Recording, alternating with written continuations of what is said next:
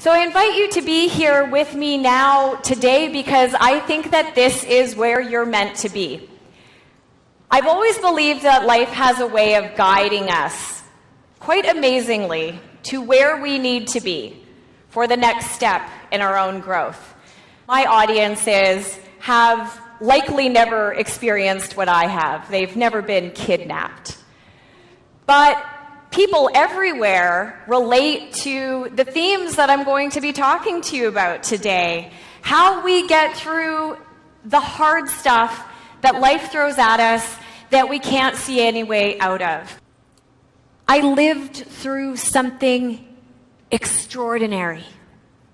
And I have something to say about getting through the challenging times. This feels like part of my purpose and my calling. This experience that we are all having here together today, this isn't just me presenting at you. This is an exchange.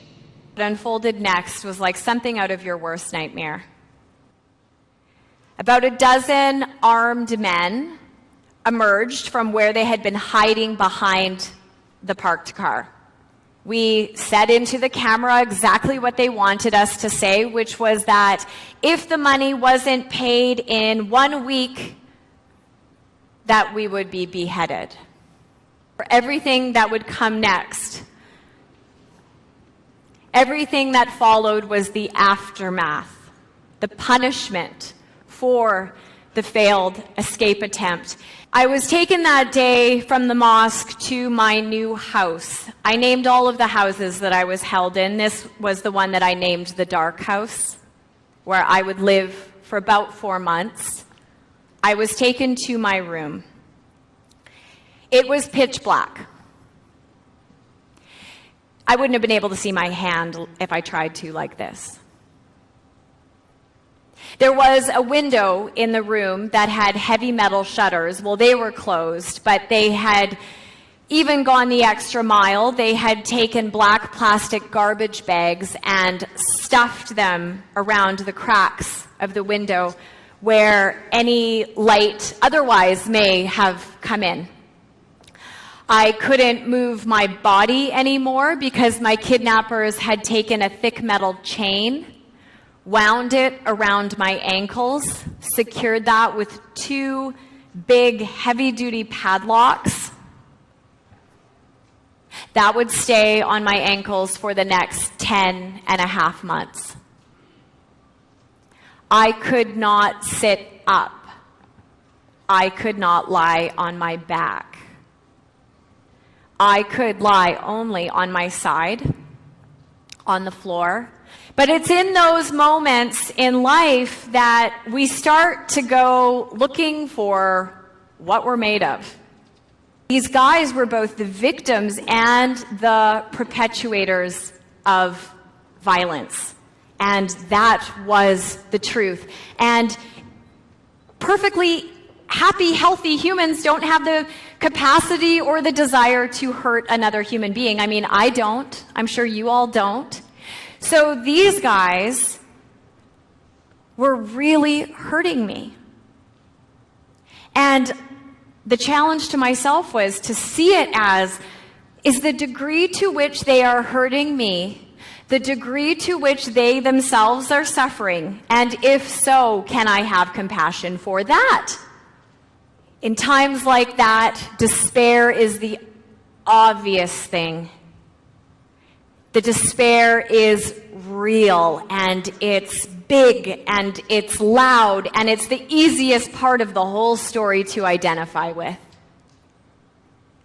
But what I discovered in there, because I had to discover this, was that always quietly running alongside despair was resilience.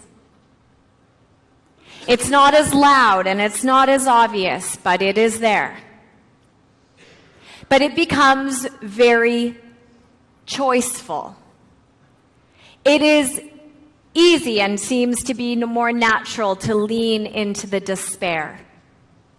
But that resilient part of us is always there. And what is resilience anyways? It is the hopeful part of ourself. It is the quiet center that knows this too shall pass. How do we find that part of ourself? Yes, it was a happy ending that I was released and alive and reunited with my family.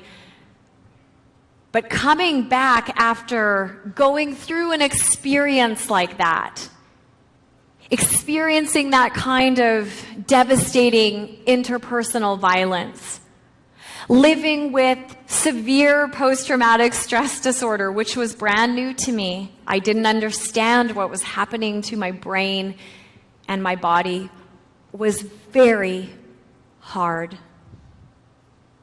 I was depressed. I was suicidal at times. What I know to be true, and I want you to really hear this, is that pain and joy and purpose can live side by side. That life doesn't start when your problems go away.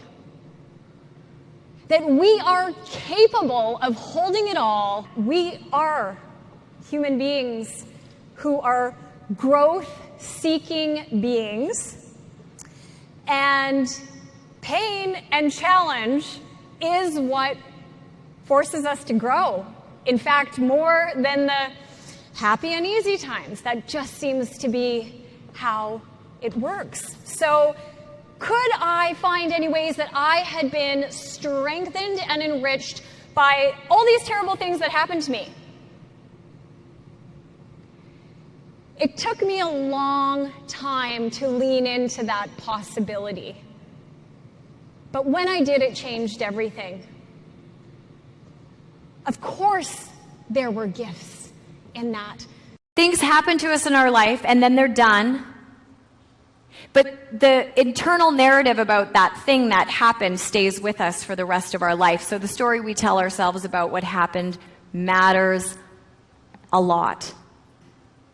We prepare in our lives for disasters of all different kinds, don't we? All the insurance that we buy. We try to ready ourselves for what life might throw our way. But I know that not everybody is building that muscle of resilience, and it is that which carries you through. The normal trajectory of human experience is that life will bring you to your knees at some point, if it hasn't yet. How do we prepare ourselves? There are really just two perspectives, if you want to make it really simple.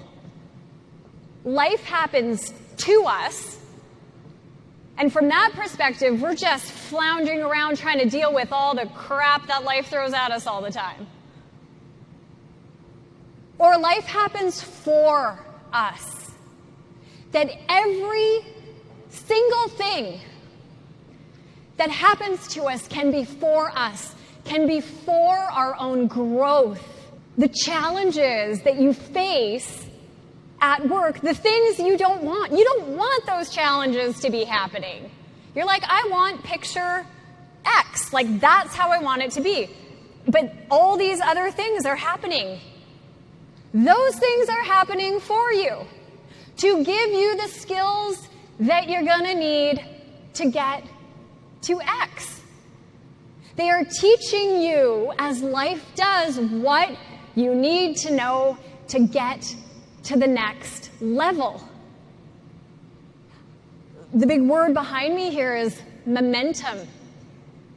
You build that muscle of resilience, and believe me, you don't have to go through what I did, but take it from me.